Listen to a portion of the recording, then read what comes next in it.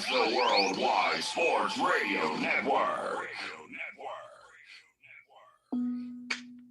With a lot of hockey and baseball to a little BS. It's the BS Sports Show with Brendan Azoff and Stefan Rosner on the Worldwide Sports Radio Network.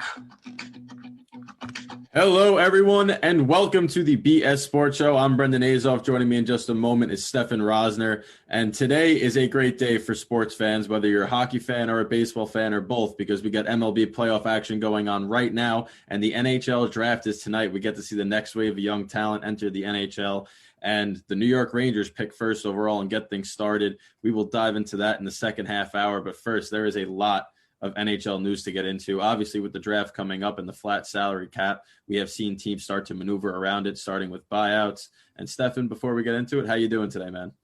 Doing all right. Started a full-time job today with Island Harvest, driving around Awesome. food to give to people that, can't afford food for themselves. So it's a great way to give back. It was a tiring day, but we're here to talk sports. Let's do it. Exactly. You get woken up by the sound of sports. And we'll start with Henrik Lundqvist, who's 15-year tenure with the New York Rangers is over. His name was synonymous with the New York Rangers for those 15 years on Broadway. The man they call the King will no longer don the blue shirt next season.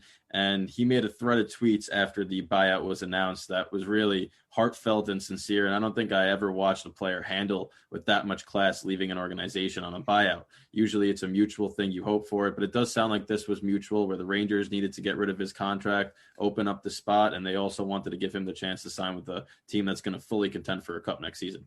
Lundqvist has always been team first throughout his playing career. And even when he was getting up there, even last year, when he said, you know what, if the Rangers want to move me, want to do anything, I'm all for it, whatever helps the organization. Obviously, he's a world-class player. He leaves on good terms, seemingly. I mean, he knows his time was up. And the fact that they bought him out, giving him an opportunity to go to another team rather than hold on to him, that's got a lot of class for the Rangers organization as well.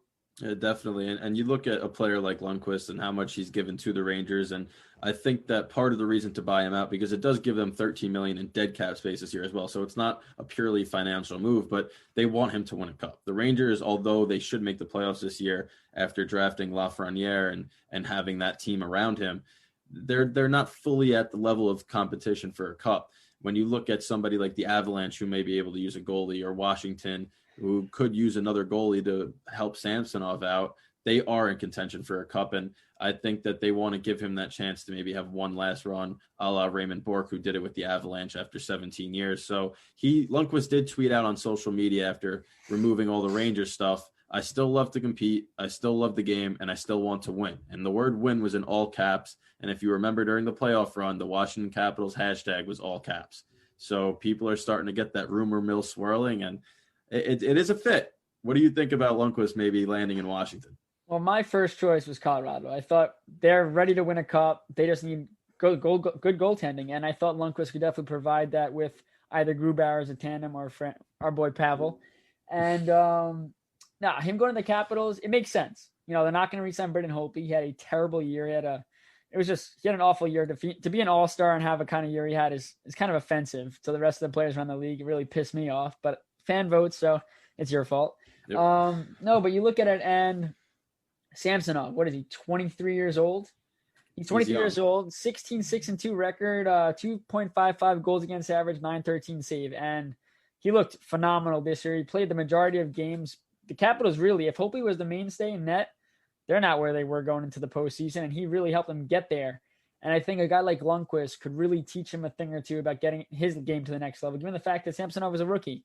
Yep. His first year went well, but you know how sophomore slumps can go, but also getting acclimated, not being from this country. And Lundqvist, another guy not from this country, comes over, has to get acclimated. So I think it would be a perfect fit.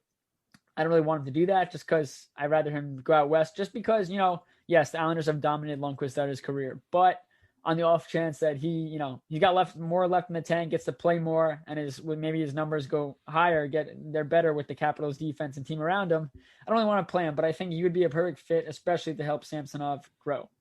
Another team that's actually rumored to be interested in him is the Vegas Golden Knights. Now that they signed Robin Leonard, Marc-Andre Fleury is probably on his way out. They could use a serviceable backup. I would love to see him go to Vegas. I think that's a really fun team. It's a Western Conference team. It's not somebody the Rangers will play often, and we've seen them the 3 years of their franchise be very competitive and on a run to the cup. And they got a franchise there that could win one. So it's a team that may interest Lundqvist. And listen, he loved New York, right? Thrived in the big city. Now you go out west to Vegas. There's no bigger city out there, and it's that might be a good place for him to wind down his career. Yeah, it's just so sad to see Fleury go after a couple of years there, because I know when the expansion draft happened, they're taking Fleury. He's gonna bring this team greatness in his first couple of years there. We saw what happened in the first season there. They go all the way to the cup and lose, and now it's like, all right, Marc-Andre Fleury's just donezo. And I mean, is it his fault? I mean, yeah, he didn't have a good year. It was a bad year for him, and it's a bad spot for him to have a bad year. Due to the amount of teams that need goaltending, as well as Robin Leonard had an amazing year. Split time with Chicago and Vegas, played so much better with Vegas given the team around him. Chicago's team wasn't great. They make it to the playoffs, but in a real season, they're not playing in playoff hockey. But I think Lundqvist there would be a great fit, just because we know that Leonard can handle the workload. And Lundqvist is not going to have to play the majority of games. But when Leonard does need a break, having Lundqvist on a team like that, another contender, go hand in hand with Colorado probably next year in the Western Conference Finals. That'd be a great fit too. Out west, I mean, who doesn't want to play in Vegas? Imagine your last year there. Does he look good in yellow though? That's the question. Is he the sexiest man in the world from a couple of years ago? He looks good in everything. He looks good in yellow. Okay, if he looks good in yellow, then everyone's gonna be happy. There's a fun fact, by the way, that Robin Leonard's father was actually Henrik Lundqvist's goaltending coach when they were in Sweden. They're both Swedish netminders, and I remember hearing that connection when they played each other when Leonard was with Buffalo. So there is a friendship there. I think that would be a great tandem then, because there's familiarity. He has that ability to adjust. William Karlsson's on that team, who's also Swedish. So I think that Lundqvist wouldn't be, completely uncomfortable there, even though it is his first team other than the Rangers in his career. But you talk about Marc-Andre Fleury, and a player that used to defend in front of him is Olli Maatta. Olli Maatta went from the Penguins to the Blackhawks, has now been dealt to the Kings for prospect forward Brad Morrison. And this is a very interesting trade, because Maatta didn't look great defensively, but come the postseason time, he did have 6 points in 9 games and was the Blackhawks' best defender. So the Blackhawks move on from him and get a good prospect in return in Morrison. Yeah, it's just whatever happened to Maatta. He was Pittsburgh coming up. It seemed like he was so good. He was ready to take that next step, and then just fell off a cliff, inconsistent play. So, I mean, maybe now Maatta being dealt to the Kings gives him a chance at a fresh start. We've seen it happen with multiple people where they go to another team and they find it. I hope for him they do, because he is a good defenseman. He hasn't been playing well. The Kings are a young team, so he's going to have a chance to play. And hopefully the more minutes and you gain some confidence and elevate his game. But I think that the Blackhawks got a good return with Brad Morrison, especially with this team. I feel like Chicago's always trying to deal with the salary cap, and now in a year where every team is making a move like this was smart. You have young guys, you have your core of Kane, Taves, Keefe still there, but definitely every year they're trying to put young talent around them. So I think it's a good move. Yeah, like you said, they are trying to acquire more young talent. We saw it with Dominic Cahoon last year going off on a Calder tear, and if it wasn't for the 2 defensemen that wound up being in the race, and Quinn Hughes and Cal McCarr, he might have had a chance at winning it.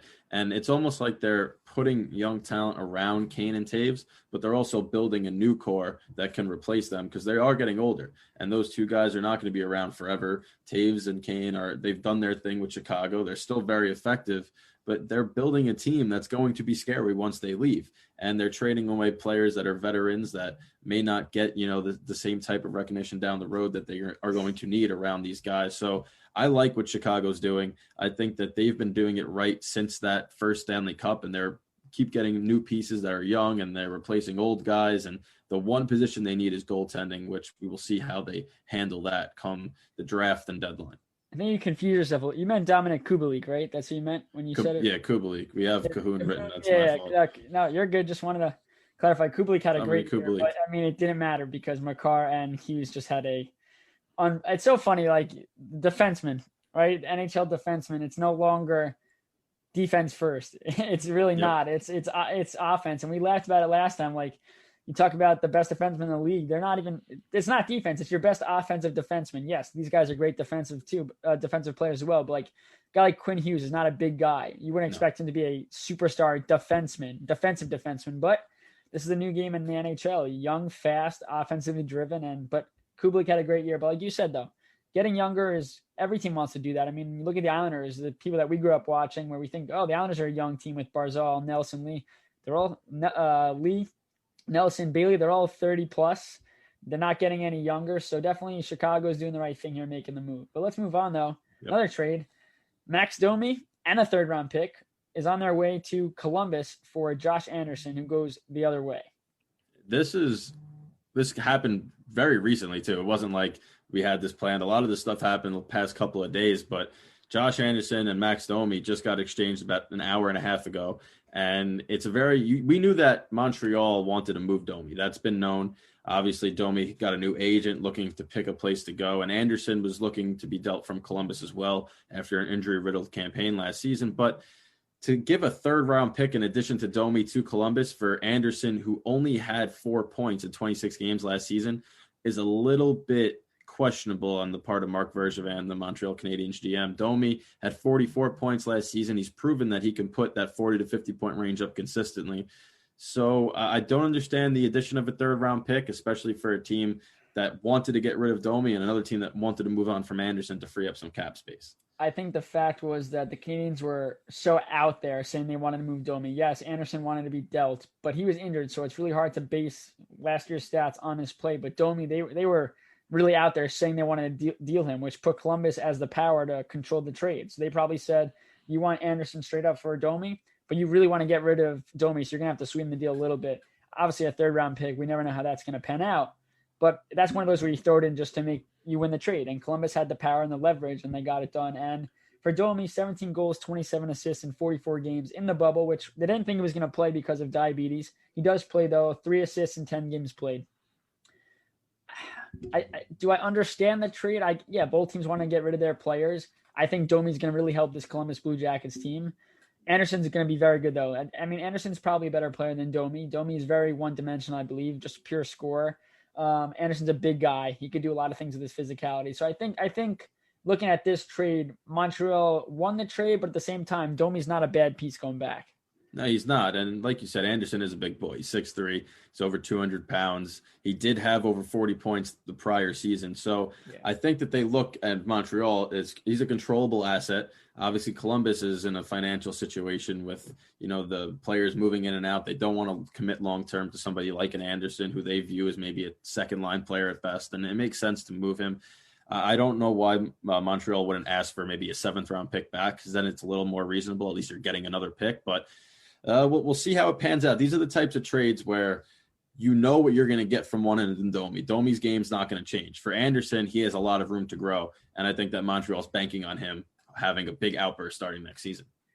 It'll be fun to see. Montreal's a young team. I mean, yes, they have Price, Weber. Those guys aren't young, but they signed Petrie, we talked about last year, which I think it's a 4-year deal. Yep.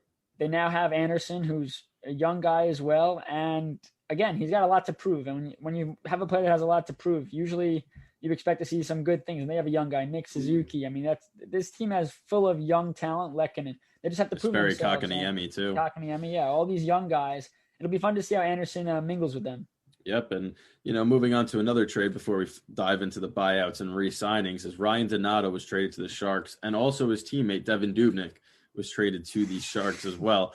And the Ryan Donato one for the Sharks makes sense. They're adding some offensive depth. Obviously, with the injuries they had last year, their depth was exposed. We saw that they weren't as good if their star players aren't there, especially with the departure of Joe Pavelski to the Dallas Stars. So the Minnesota Wild get a third rounder back. But the big move, I think, is them acquiring Devan Dubnyk.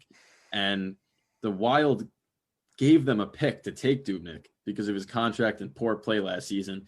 And now the Sharks have a goaltending tandem that is the biggest boomer bust tandem I think I've ever seen in NHL history. We have Martin Jones, who's been good on the win column, but terrible saves and goals against wise, and Devan Dubnyk, who's just been on a slow decline ever since his 2 brilliant years in Minnesota. Yeah, it is the biggest boomer bust I have seen in a very long time, just for the fact that, all right, you could have thought about maybe getting Thomas Greiss, a guy that's proven that he can handle backup minutes and play quite well. And if Martin, the thing is, I think this move is going to do good things for Martin Jones. I don't know about Dubnyk, because I think, I just think he might have had those few good years, and that's it. We see it with goaltenders. We saw it with the Hamburglar in Ottawa. He had one good run. Devan Dubnyk, when he came to Minnesota his first year, phenomenal, carried them to the playoffs. Cam Talbot with the Rangers did the same thing, and then he's So I think that what this does, though, is it really wakes Martin Jones up. For the last couple of years, it's been, all right, doesn't matter how bad Martin Jones plays. He's the number one guy. Yes, Stalock, right, last year. Yep. Was it Stalock? With him, yeah, right? With San Jose. He was his backup. No, Stalock was on. Oh, Stalock was Minnesota. Stalock's Minnesota's backup. Dell was the backup. Yes. He wasn't good. He was terrible. He was worse or close. So Martin Jones never really had the pressure where it was like, it's his net to lose. Like, yes, maybe he'll back up, but he's their goalie. He'll just shake it off. Now you acquire Dubnyk. If Dubnyk elevates his game and plays well, Martin Jones has to pick up his game or he's going to quickly become the backup. So I think what it'll do is it'll really push Jones to fix his play. And also the biggest thing too is Erik Karlsson is announced is finally fully healthy. Yep. What that means for how he's going to play this upcoming season whenever it begins is in the air, because just because you're fully healthy doesn't mean you're going to play what you played a couple of years ago when you were with Ottawa. It doesn't mean that at all. But I think Martin Jones will have a bounce back here. The San Jose Sharks were not great after they went to the Western Conference Finals. Yep. So I think that this is a good move for Martin Jones. I don't see a lot happening with Devan Dubnyk. I really do think his time's done. He just got not lucky. He played well, but I don't think his game's at the top anymore. I think he's on his way out. I think that this move is San Jose last ditch effort to cling to a competitive team. Yeah. Obviously, we've seen how they lost Pavelski and it hurt. He was a leader for them, right? The Erik Karlsson being not healthy hurts. Brent Burns didn't have a phenomenal year like we're used to having. Marc-Edouard Vlasic took a step back. They didn't have much scoring up front. You're hoping that with Karlsson coming back healthy, with Couture coming back healthy, with maybe whoever you draft or sign again this offseason, well, do they bring back Joe Thornton for the 750th year? We don't know, right? But there's certain things where you look at teams like we just mentioned in Chicago who have their stars, but they keep building younger guys around it. The San Jose Sharks have done the exact opposite, where they're just clinging to these older guys and hoping that they can go on. And this is going to be a team that once Couture is gone, once Erik Karlsson's gone, they're not going to have anybody. Meyer, that's it. But he's not getting any younger. No, he's not. They're going to be a bottom feeder for at least 5 to 6 years, you would think. And it's just very questionable. Like, there's so many other goaltending options out there that are free agents. Why you would go out and acquire Dubnyk, who's also struggled as much as your starter has. It's a head scratcher. I would rather them try to trade up and draft Askarov, who we'll talk about later on. There are so many options for backups. If you really believe that Martin Jones is your starter, why are you going out and getting a starter? Clearly, that means they don't believe him because, like I said, Thomas Greiss would have been a great fit. I think he would, not that he's going to be expensive, but he's proven that he can handle it, and I think he would have been a great fit behind Jones to give him a split time and make him prove himself. I think Dubnyk, I just don't see how Dubnyk's going to help the Sharks besides helping Jones. But even if he boosts Jones' stats a little bit, Jones was terrible. So he would have to help him a lot. I mean, getting Craig Anderson, who's still got stuff left in the tank that I believe, he's just been on terrible Ottawa teams. He would have been a great fit maybe behind him. So I don't know why, but they got him for nothing. Yeah, but I mean, you look at a team like that. What about somebody like Alexander Georgiev before Lundqvist was bought out? Why wouldn't they do their due diligence and check in on him? They have the last pick of the first round that they got from Tampa Bay. Why wouldn't they try to, maybe give that one pick to the Rangers and say, give us Georgiev or his rights because he's an RFA that the Rangers still have to re-sign.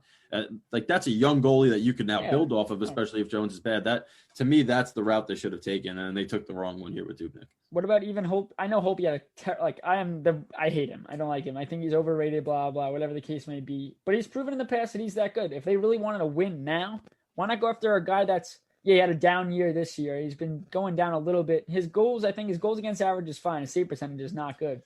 It's been falling. But why not go after a guy like them if you want a starter? If you want to go after a starter. You have to sign him. He's a free agent. Yeah, I think that Dubnyk's contract might be a little more manageable than what Holtby will ask for. That, to me, that's the only reason they didn't do that, because right now I'd still take Holtby over Dubnyk. Yeah, no, that's what I'm saying. Exactly. I would take Holtby over Dubnyk.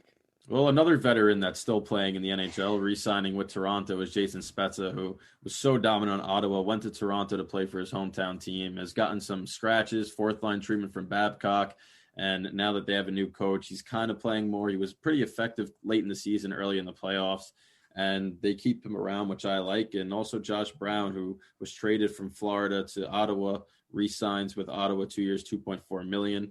And that's a good signing for Ottawa, getting some defensive help. And I like Spezza too, just saying 1 more year in Ottawa, kind of the Joe Thornton treatment, which we just mentioned. 1-year contracts, cheap. He's not going to hurt their payroll at all. Yeah, Spezza had a stop in Dallas too, I believe. Yes. He had Yes, one he season did. there. I mean, $750K. What are you going to you can't really complain about there. Depth center, but he could play on the power play. He's a great puck mover. He's smart. He's a veteran.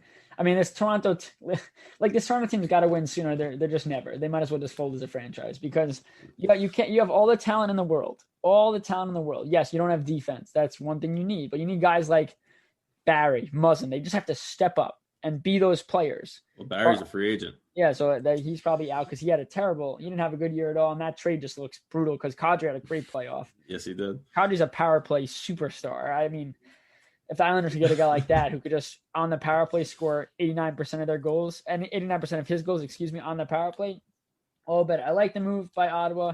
You got Chabot, however you pronounce it. Yep.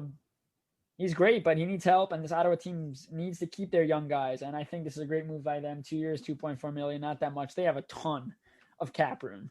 They do. They don't pay. I think they have like $43 million, something like that. It's crazy.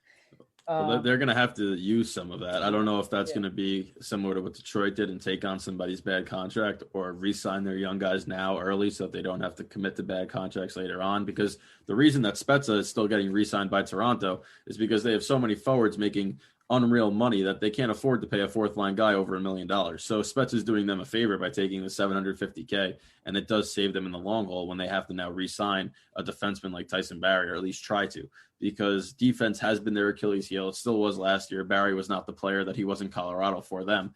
And you really wonder if Toronto's going to be able to get over that hump because they haven't been able to yet. Everyone thought it was Boston. Now they lose to Columbus this year. And it just shows that defensive first hockey is going to win. And no matter how much money you shell out to these young talented forwards, if you can't stop the puck from entering your net, you're not going to have success in the playoffs. I mean, they have Tavares. They're never going to win anything. But Ottawa Senators have 40, a little bit north of $42 million in cap space. No, Toronto, that's really what it comes down to. We see it in the playoffs. It's right there. Defense, look at the Islanders, for example. The Islanders couldn't score a goal if they tried during the regular season after their 10-game win streak, 17-game point streak. They could not. They get to the playoffs, their defense carried them. You see all the teams that won.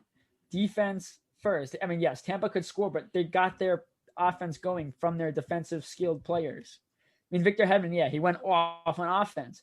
But the plays he was making in the defensive zone were crazy, and no one on Toronto is doing that. They will not win based on all the offense they have. It's really not fair to Anderson, who's a very good goalie, because he does not get the help.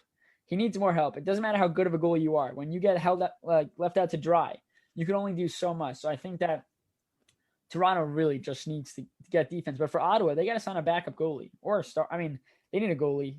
They could. Anderson's on the market. Yeah, well, no, Anderson's gone. Yeah, he's a free agent is what I'm saying. So they need a goalie. Well, we're going to talk about that when we come back from the commercial break about how Ottawa has 2 picks in the first round. One of them might be used to take a goalie very, very early. But before we do head to commercial break, there's a couple of players who were bought out. There's 2 that I look at and I see are interesting pieces that could still be used. One is Justin Abdelkader, who was just bought out from Detroit after not scoring last season, which is kind of ridiculous considering this guy was a 30-goal scorer.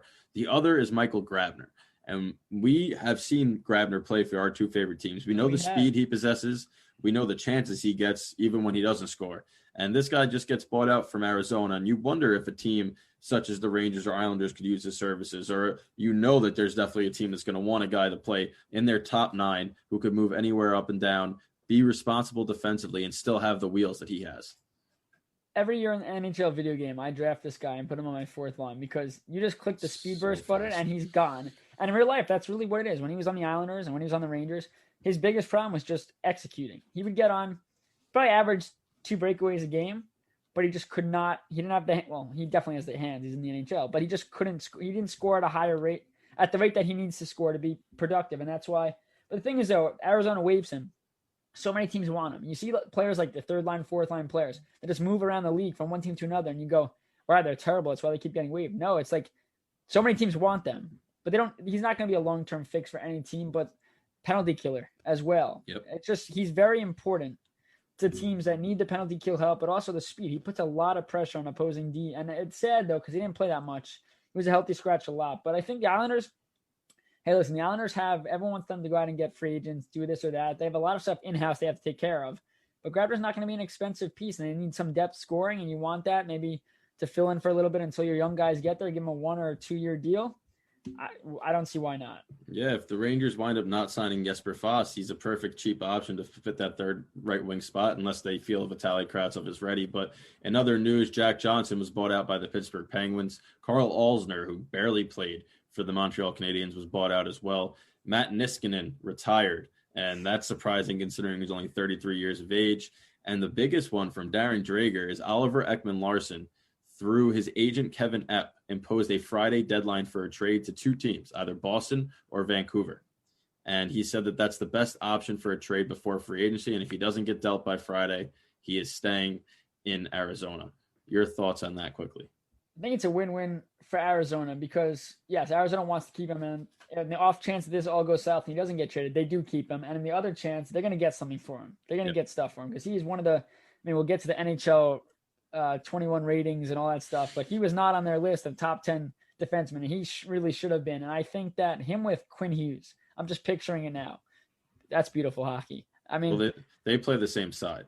I lied. Okay, but he's going to be on the same team with them. But at the same time, you look at it, I think Boston, yes, Krug leaves. Do they need a defenseman? Do they need a guy like Oliver Ekman-Larsson? No.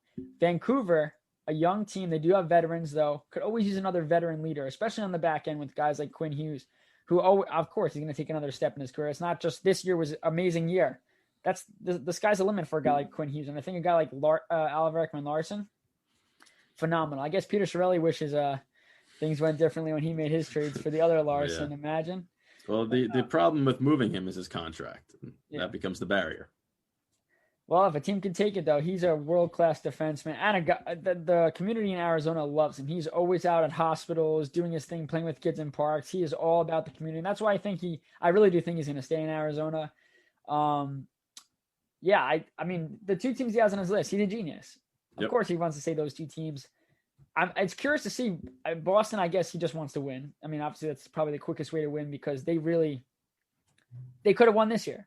If Rask doesn't opt out, I think if the season stayed normal, I think they would have won. Yeah, if Rask doesn't opt out, I think they might win the cup this year. And I think adding Larson is like adding a superstar to a superstar team or whatever. I mean, that team was the best team in the league last year. You're going to out-add the top defenseman that's out there. Maybe Pietrangelo. Obviously, they go hand in hand. But no, I think he does stay in Arizona, though. I think he'll stay. All right, so when we come back from this commercial break, me and Stefan are going to dive into the NHL draft as well as the NHL 21 ratings.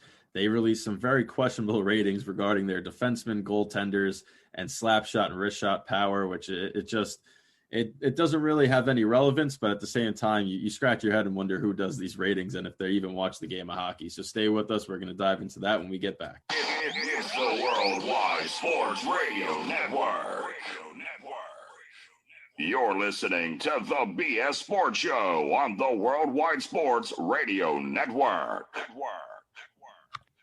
All right, so the NHL draft is just about an hour and 20 minutes away, and all eyes will be on John Davidson and Jeff Gorton, the general manager and president of the New York Rangers, as they step virtually to the stage to select first overall. And it is almost certain that they will take Alexis Lafreniere with that first pick. But a lot of eyes are on them because they also possess the 22 overall pick, and 22nd, I should say. And they might not use that pick, and I fully expect them to trade it. Obviously, they have not extended a qualifying offer yet, as I'm aware, to Ryan Strome, who's a center. And I think they can move that pick for a center or a left-handed defenseman, depending on what they do with Tony DeAngelo as well. So I fully expect them to be active after selecting Lafreniere first overall, and it'll be a busy draft floor tonight for multiple teams, including the also local New Jersey Devils. Do you want to put the Eichel rumor to rest?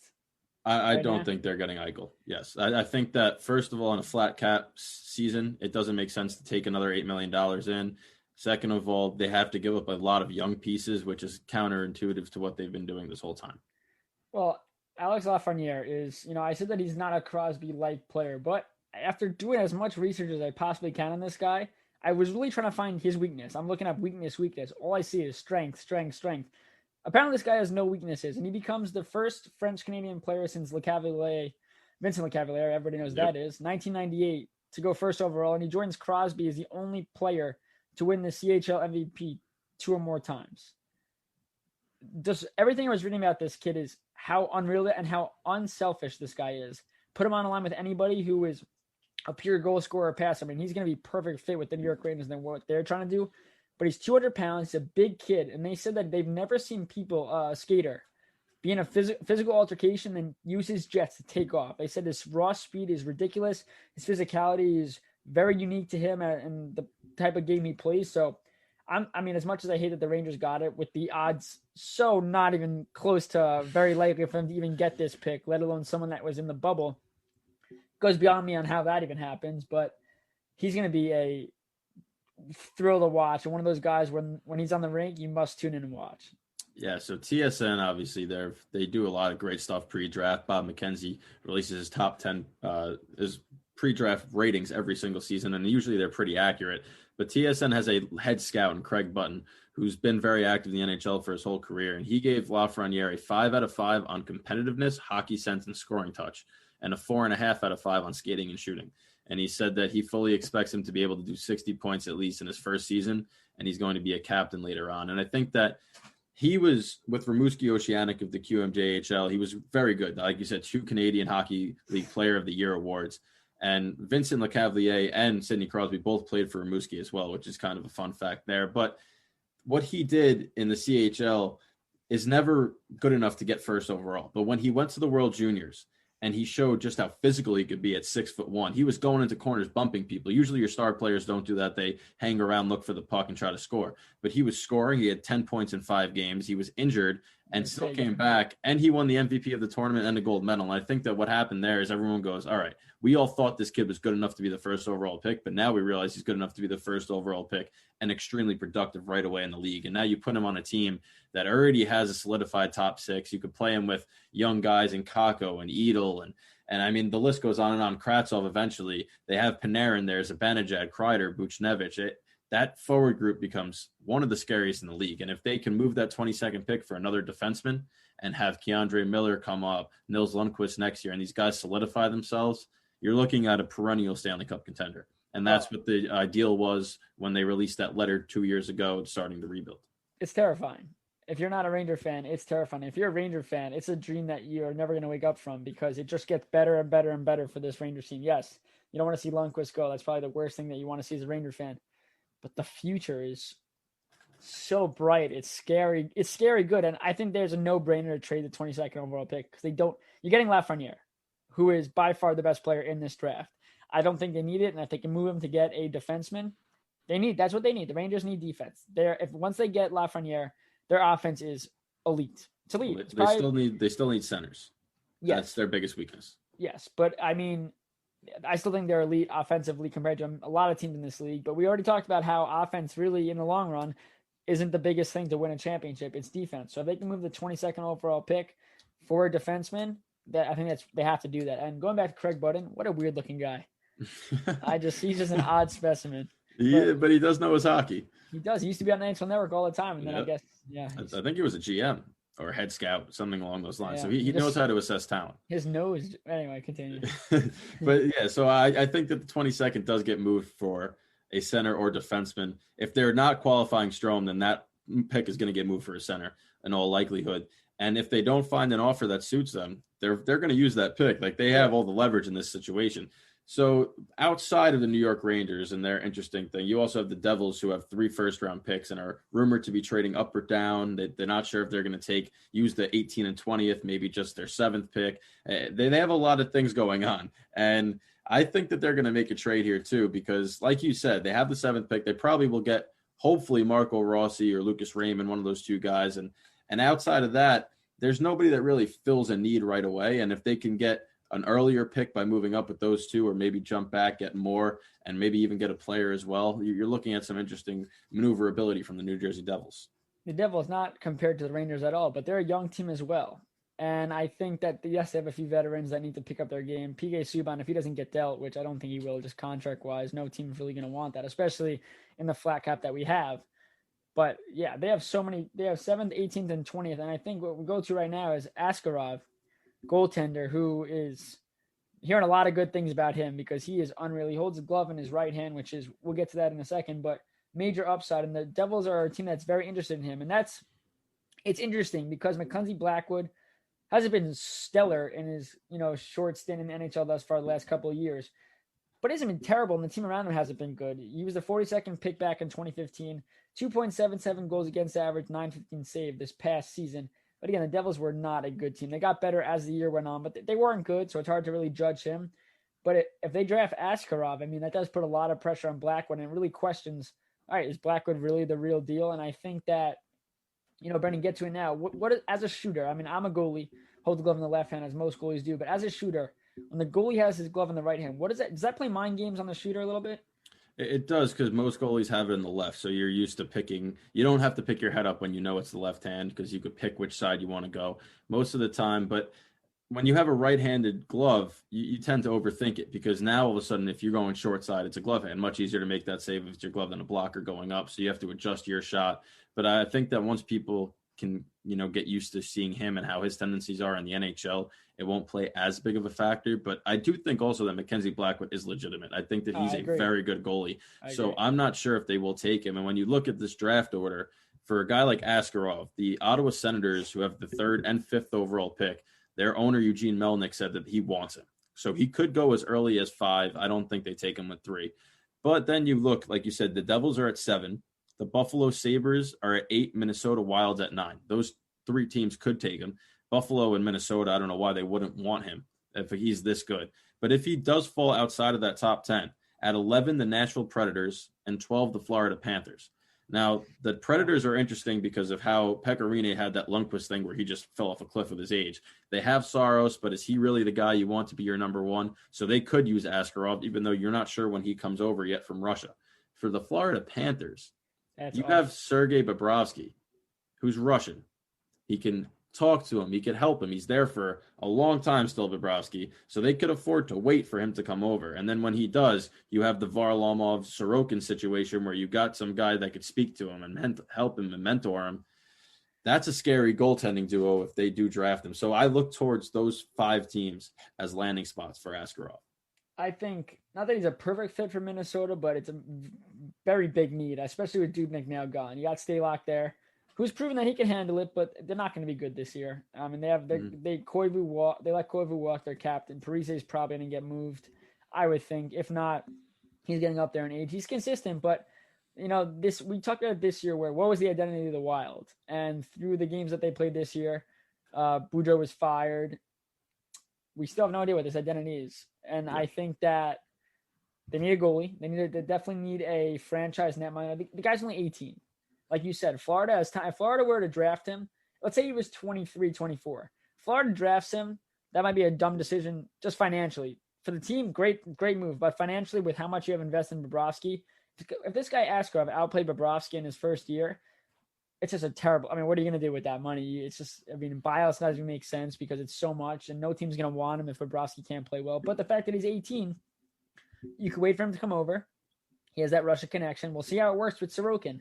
That'll be honestly for Florida. Obviously, they can't wait to see how that happens. But if they were to take him, they would really monitor the Islander situation and see how that goes, because we all expect Sorokin to be unreal, but potentially he might have a quicker time getting to the top of his game with the help with the guy that's already from that country. So it'll be very interesting to see. But going back to the players, Brendan, that after Lafreniere, who do you think out of those players, we think Byfield's going too, right? Byfield So that becomes the lone remaining huge question. I think that the draft you're going to see a lot of interesting picks throughout this draft, because this first round especially is very talented, and there's going to be a lot of trades, I think, going on as well. So it's not written in stone, but Byfield was the consensus 2nd overall pick for a long time. But Germany's Tim Stützle came out of nowhere, and I think he was 14 in the first Bob McKenzie rankings, and he's bumped up to 2. They have him ahead of Byfield. And his play at the World Juniors for Germany was phenomenal. Yeah. And his offensive ability is said to maybe be the only player in this draft that could compare to Lafreniere offensively. So that's high praise for this guy. But it all depends on what the Kings want, because Byfield's size is he's 6'4" and over 200 pounds at 18. And Lafreniere is also a year older than all these guys as well. So you have another year for these guys to fully develop physically. So it's going to be interesting to see. But whoever doesn't get picked second is probably going to go third. And then after there, the real draft starts with who they take between Drysdale, Perfetti, Raymond, Rossi. That's when the draft starts. Well, the Kings love their big guys. I mean, Anze Kopitar is a big human being. So that'll be interesting to see, though. I mean, I think it's going to be tough, but I mean, after Lafreniere, it's that guy, the German guy who I don't think I could physically pronounce his name. There's too many. Stutzla. Yeah, sure. No, I mean, yeah, like you said, Byfield was really that number 2 for a long, long time, and then Stutzla just came out of nowhere, and he had a great juniors. But I think it's going to be interesting to see. I mean, I don't know what I'm more excited for. These guys, seeing where these young guys go, or the trades that are going to be made. I mean, we talked about it a few days ago. Well, who do you think can get moved? We said Dubnyk, and then he gets traded. So it's hard because of the salary cap issues that I feel like we're going to see a lot more trades because teams have to get compliant or teams got to give themselves a better opportunity. So it'll be interesting to see. The draft's about a little over an hour away. So it'll be definitely a fun thing to break down. Definitely. And when you look at this draft, right, obviously as good as Lafreniere is, that he's not going to compare to McDavid, McKinnon, or Matthews as the first overall pick. He might be close, but he'll probably be a step below them, which still is a very good NHL player. But at the same time, this has the potential to be one of those first rounds, offensively at least, where you go back in 5 years and look at this pick and go, oh my God, all these guys were in the same draft. I mean, the amount of offensive names that are just stacked in this top 10, and it goes on all the way through number 30. There's not really a lot of defensive big name prospects or goaltending outside of Askarov and Jake Sanderson, but the offensive caliber of these players is phenomenal. And a lot of teams are going to be getting 15, 20 plus goal scorers out of this first round, regardless of where they're picking. And Askarov is the only goalie that's going in the first round, if he goes in the first round. But I mean, he should. I mean, his play has driven him to the first round. Yes. I mean, it's not even a question anymore, but let's go on to a fun segment before we go to our next commercial break, but we'll try to get through this as quick as possible. I want whatever the NHL 21 people are smoking, drinking, whatever it is, because holy crap. You want to talk about BS, Brendan, for the epitome of the name of our show. Braden Holtby's a top 10 goalie in the league, Stefan. No, he's not, because he's a negative 16.76 goals saved above average. You know how bad you have to be to let in 17 more goals than everybody else that's average? On a playoff team. The amount of crappy goals I saw him give up in the playoffs against the Islanders and in general during the season makes me want to throw up. And the fact that they put him ninth. Thank God he wasn't in the top 5. Thank the Lord. I agree. Vasilevsky, number 1. Gibson deserves as much credit as anybody because what he's had to deal with in Anaheim also makes me nauseous, but he's been unreal. Yeah. Tuukka Rask. His stats, I mean, everyone wants to say he's on the best team. I think he was saving 22.75 more goals than the average netminder, which is unreal. Carey Price, don't like him at 4. I could have seen him drop a little bit, but he's still Carey Price. Connor Hellebuyck's great. Vezina. I would have swapped them. Yeah, I would have swapped them. Ben Bishop, as much as I hate him and I think he's overrated, his stats speak for themselves. Fredrik Anderson, stretch at number 7. Jacob Markstrom took a step. He played well. Robin Leonard should be above Braden Holtby. I don't even think Braden Holtby is in your top 10. I would take Varlamov with a broken leg. I don't understand where. Yes, I don't know what they look at for why they choose goaltenders, because do they look at All-Star? Oh, they went to the first round. Like, I don't know what they saw in Holtby that said, yeah, I'd rather have Samson of a 9. I just don't understand. I know, yes, Samson of 1 year, it's hard to do that, but at the same time, you can't. It's awful. It's awful. I mean, where's Darcy Kemper? That's a very good one. That's a very good one. I looked at that and I said, wow, you're really leaving him out. And now I look at these ratings, right? And we know that they're going to be dynamic. They put him a little lower so that they can grow. But somebody like Shesterkin right now in the game is 82 overall, right? You're not going to bump him up after he goes 10-2 and clearly shows that he's one of the best goalies in the league. What's Varlamov going to be? That's exactly what it is. What about Lundqvist at number 9? If you're going to put, what about Korpisalo? Like, where are all these guys? We watched the Metro Division goaltending. Where's Carter Hart? I was just gonna say that. You're telling me Carter Hart's not as good as Fredrik Anderson, Jacob Markstrom, Braden Holtby, or Robin Leonard? You're out of your mind. I honestly take Marc-Andre Fleury over Holt. I don't understand. I'm not drafting him once in this game. That it's just let's move on to defensemen because this is getting me too tight. This one gets me more tight. So Yeah. you really want me to get angry now, huh? I mean, you look at the defensemen. They nailed number one. Great. Victor Hedman, obviously the best defenseman in the league. We all saw what he did in the postseason. Yeah. But you're telling me that John Carlson and Drew Doughty are the same rating as Victor Hedman? You gave Drew Doughty a 91 overall and made him better than Roman Josi, who just won the Norris Trophy. And Stefan, what does the Norris Trophy represent? Best defenseman. Offensive Woo! defense. Yeah. Offensive, yeah, apparently, because this league Yes. only values offense. But Yes. Roman Josi, the fact that he is below Drew Doughty is mind-boggling. But the fact that Drew Doughty is shared for first place as the best-rated defenseman in the league, come on. I could see Drew Doughty in the top 10 because he still is very good. But number 3, Drew Doughty and Duncan Keith are the same player to me. They're just those old veteran players that still have it. But Doughty hasn't been good one in a couple years. All he does is talk with his missing tooth about how much he hates Matt Tkachuk. That's all I ever hear from the guy. I don't see it in his play anymore. Whatever. Erik Karlsson at 6. No. where's Seth Jones? Where is Seth Jones? And first off, Roman Josi is your Norris winner. Yes, Hedman's first. Carlson, great, but if you're gonna go, you should go in order based on how good they played. It should go Hedman, Josi, Carlson, because that's how Hedman had an unreal playoff, which he's deserving. So Josi beat out Carlson for best defenseman. So putting him after makes 0 sense. And I'm sorry, Zach Werenski isn't better than Seth Jones, and he's at number 10. So if anything, Seth Jones has to be on this list. Chris Letang is not. Take off Letang, right? Yes. I don't even think that Doughty should be on this list. I'm No. not sure after last year that Burns should be either. And I think that the 2 defensemen that we just saw tear up the NHL in their rookie year, and Cal McCarr and Quinn Hughes, one of them should be on this list. Cal It's- McCarr should be on this list. Oh yeah. I just don't get it because it just keeps getting worse. And Drew Doughty at 3 to me is just the biggest. Like, what are you watching? 2012 mixtapes? It's the biggest FU to anyone. Well, we got another one because when you go to wrist shot power, right? And this is a really minimal stat. Like, not many people are going to realize that this affects anything during the game. Oh, but it does. When you think about wrist shots, who do you think has the best wrist shot right now in the league? Well, I'll tell you hands down, it's Phil Kessel.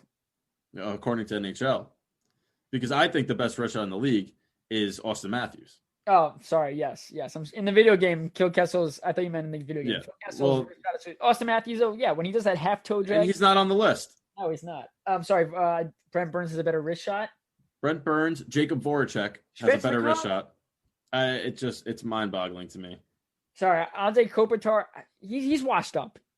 Anyone in the Kings washed up. They don't deserve to be. It's so stupid. Tyler C. You're talking about wrist shot. Brock Nelson has a very good wrist shot. Or Tommy Panarin. Oh yeah, how about that guy? Or Zibanejad? Zibanejad slap shot. His accuracy on slap shots after what he did to Varlamov should have catapulted him to the top 5. That's what I'm saying. And then you look at slap shot power, right? And okay, Ovechkin there, Shea Weber, of course. Where's Malkin? Victor Hedman? But why Malkin? I don't know. Stamkos? Fine. He's that power play specialist. You put him in that spot. He should. Tyler Seguin just couldn't score a goal to save his life. He's on that list. Jacob Voracek, how many slap shots does he take a year? How many slap shots does Phil Kessel take? He's on the slap shot accuracy one. And I'm sorry, McKinnon is an unreal talent. When do you see him you see him break away, make some stealing moves, and take that wrister. He should be on the wrist shot one. That's exactly what I'm saying. And he's not on. Wow. They must have been sitting around I know passing what the it bong is. around. I know what it is. ESPN did it. ESPN. ESPN doesn't know who Drew Doughty is, so he wouldn't be in the top 10. Oh my! It's just.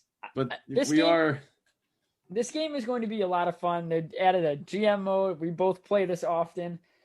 And yes, it's the power of the guy with the controller, not the team you play with. It's whatever you want it to be. But at the same time, it's just, they go around the NFL and they always ask the players, like, oh, what do you think your rating is? Yeah. I mean, NHL players, I can say right now, do not give they don't care. They don't care. They're worried about so much other things. But in other sports, like, oh, I'm really rated that low. Oh, that's messed up. Blah, blah. I just don't understand what they're thinking for majority of them. I just. I mean, listen, the BA Pro mode, I love to play it because when you look at other games, that's like, oh, what would happen if you're in the NHL? And they never give you anything. Now they finally institute some conversations. You have an agent. You could, have cutscenes, different things. And I think that that'll be fun. So we'll give them credit for that before playing it, because I know after I play it, I'm going to be very disappointed. But these ratings are they're atrocious. I can't wait to get drafted by either Ottawa or Detroit or Buffalo and then completely ask for a trade after preseason. After dominating the preseason, I'll be like, trade, buyout, get rid of me, I'm done. We got to go to commercial, though. We do. And when we come back from the commercial break, we're going to dive into the MLB because obviously they're in full swing right now with their postseason. The Braves and Marlins concluded their game already today. The Astros and Athletics are in the middle of one right now. And there's also some news regarding somebody retiring. And we're going to dive into the Yankees and Rays game again tonight. So stay with us. You're listening to the Worldwide Sports Radio Network. You're listening to the BS Sports Show on the Worldwide Sports Radio Network. All right. So before we dive into the MLB postseason action and the series that are going on so far, which all have been pretty competitive, obviously the Dodgers and Padres have yet to get underway. But Stefan, somebody retired in the NHL, the MLB. Wow, I'm sleeping still. But I know you were a fan of this player, though they always retire in the NHL and MLB. Yeah. Hunter Pence is calling it a career, and he's such an awkward guy. He batted with one batting glove. His swing really was just the fundamentals just not there, but it worked. And if it works for you, it worked for him. It worked for him for 14 years. Giants, Astros, and Phillies and Rangers. He played in 1,707 games, 279 batting average, 244 home runs, 942 RBIs, a fielding percentage of 986. But listening to MLB Network today and everything they talk about, they said he was like a David Ortiz. He would call huddles in the dugout. He was that guy that got the team riled up, ready to go. Remember the fire when he used to play in the playoffs, and his hair, everything about him was just a legend. Like, his teammates loved him. Was he the best player on every team? No, never. But definitely a high character guy, and the league will miss him. The league will miss him dearly. Yeah, but he was a big personality. Yeah, before we get to the postseason, all that stuff, what we got about the postseason, Minnesota Twins just, 18 straight series of games they've lost? 18 straight postseason games. Yep. And the only story that comes out of this is what Carlos Correa, the balls that he said, I hate him. First off, he was the valedictorian of his high school. He's his own agent. He is such a foolish individual because he had, he wanted to, and he decided to go, and he says, what are they going to say now? You know what I'm going to say now? You cheated. Your career is now tainted forever. When you die, your tombstone's going to have an asterisk next to it. Because how are you going to say that? Fine. You beat the Minnesota. It's not like you beat the Yankees. It's not like you beat the Rays. You beat the Twins that, first off, beat themselves because they can't hit or do anything. That have lost 8. It's not like they're playing a good playoff team. It's a terrible team. They didn't beat a good team. You're going to come out after cheating your way since the last 3 years to cheat to win. You're gonna say what now after winning 2 games? Yes, they're playing better in this series against the Athletics. Fine. But you have no right at all to make a comment like that. The only way the Astros could make that comment is if they win a World Series. That's the only way they could say it, because that's the only way to prove that you're that good. The cheating it's like steroids. Yeah, the player that used steroids is still a phenomenal. Barry Bonds was still a phenomenal baseball player, superstar. Probably without steroids, he's in the Hall of Fame. But he used them. But it doesn't take away from how good of a player he was. He was a very good player. But no way in hell you can make that statement after beating the Minnesota Twins. You just can't make that statement. You are single-handedly the dumbest person I've ever seen in sports. And I don't care if you're the valedictorian, salutatorian. You're dumb. You're dumb, and it's BS, Brendan, because it really gets me pissed off on a player. Just be quiet. All the Astros could do was let their play speak for themselves, because their players all messed up by not coming forward, by lying through their teeth, by blame, whatever they want to do. You just cannot. There's no reason to make that comment. You just look like a freaking idiot. Well, we knew coming into the season that no fans benefits them the most. If you had to pick one team that really got helped by no fans, it was them. And then they released this playoff format of 16 teams, and the Astros wind up making it. They were under 500. Yeah. They were under 500. They're the only team in American League history to make the playoffs being under 500. They come in, and who do they get? They get the only team in the American League that just refuses to win a playoff game. And then they beat them very handily, and now they're playing the Oakland Athletics, who won their first elimination game since 1973 last series against the White Sox, and also struggle in the playoffs. No and Chapman either. No Matt Chapman either, and they're making them pay at a neutral site. They're up 5-2 again today. Carlos Correa had 2 home runs yesterday. George Springer has 2 home runs today. And it really looks like they're going to play a team that they beat last year in the playoffs. They beat the Rays and they beat the Yankees to go to the World Series where they eventually lost. But for the MLB, how huge would it be ratings-wise to have the Houston Astros, who are coming off a cheating scandal, against the Yankees, who they've beaten twice in an ALCS, now facing off again in a championship series? Yankees better win. All I could say is the Yankees have to win. If the Yankees don't win, there is going to be, first of all, the amount of embarrassment that they should feel is astronomical. And the amount of repercussions it should have. I'm glad you caught it. But they really – I want that to happen, not because I'm a Yankees fan, but because if there's one team that should shut their mouths and shut Carlos Correa's mouth, it has to be the Yankees. Or Chapman fastball to his – never mind. The only other team that I would take beating them is if the Dodgers make the World Series and play Houston, if they were to get there, and then beat them in the World Series. That's the only other team it's acceptable. But the Yankees or the Dodgers, I think, has to be the team to shut their faces up, because it's utterly ridiculous that Carlos Correa is saying what he's saying. But at the same time, if they win today, they have not lost a game this postseason. So they are right now playing very well, and we know they're not cheating to do this. They're just taking advantage of some bad pitching and some bad teams that have little confidence in a postseason game. And this is a group of guys that have won a World Series, right? They've done a lot of things good in this postseason, and they know what it takes to win, regardless of if they have a buzzer or not. So somebody's going to have to knock them off before you shut them up. If they win the World Series, the league is going to look like a complete joke, Rob Manfred, I think, is out of a job, because it's just the amount of players, fans boycotting. I mean, we're going to hear about it. I mean, they can't go to games anyway, but the amount of rioting on social media about this is crazy, because realistically, if you cheat, you don't deserve to play. I really thought that all the players that were involved in cheating should be banned from the league for a year. Make them play with their minor league players, lose money because people wouldn't go to see them, whatever the case may be. Lose money. They fire their GM. They should have fired their GM and coach and manager. Yep. The owner's still there, even though he definitely knew what was going. I mean, everybody there knew. Everybody knew. So I don't think they even deserve to be at the first off. They could even get banned from postseason competition.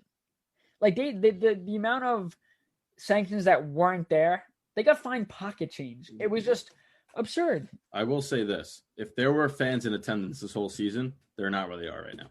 So they might be. They might be under 500. They just wouldn't make the playoffs. No, they wouldn't have made the playoffs. They would have been much worse if it was a full season. And remember, they did lose a couple. They have some young pieces in this lineup. If every single ballpark would have been on its feet, booing them continuously throughout the game, when they came to Yankee Stadium, no matter regular season or postseason, it would have been a war zone for them. When they went to Boston, if they played a game against LA, they would not have had the success. The same way the Yankees wouldn't have been as mediocre as they were if people in the Bronx were there, because that gives you a lift.